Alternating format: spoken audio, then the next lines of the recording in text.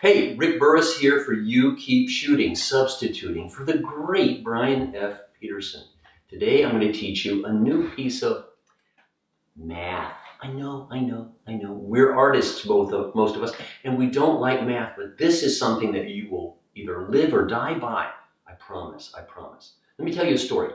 I had a student in a workshop. He handed me a thumb drive and he said, "Look at these images," and he had a bad look on his face.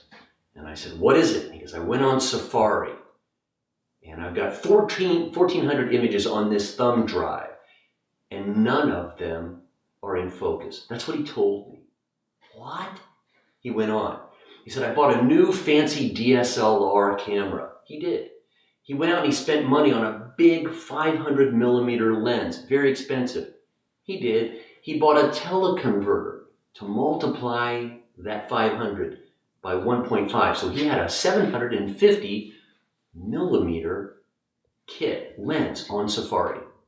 Unfortunately, he spent all that money, and every time he spent another dollar, he dove deeper into the depths of no focus. I told my friend, you, my friend, need to understand the 1/over rule. 1/over, like a fraction.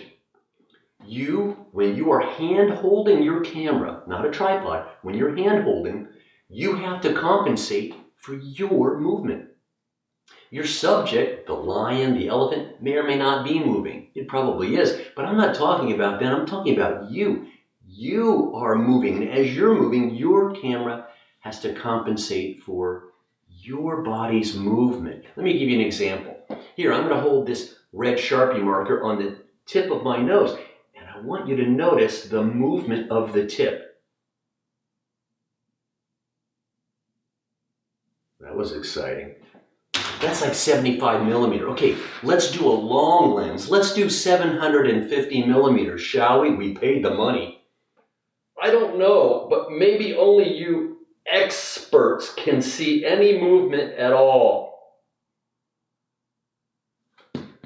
It's the same movement. But when it's lengthened, when it stretches out, when it zooms, when the focal length is higher, any motion at all gets multiplied. Oh, and that's what you have to compensate for. How do you do it?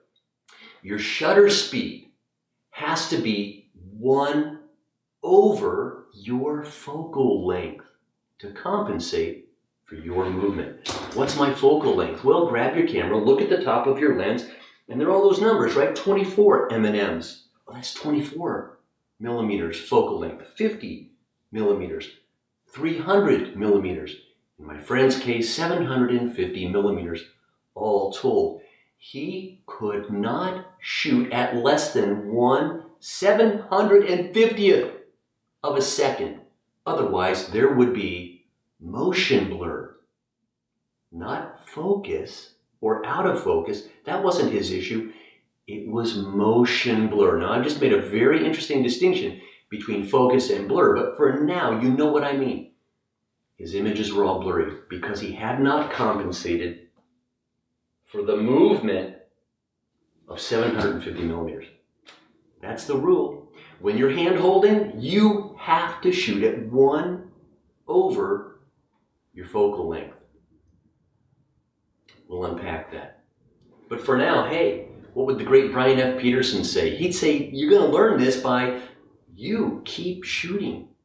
But I've got an idea. Why don't you keep shooting in Greece with me this May?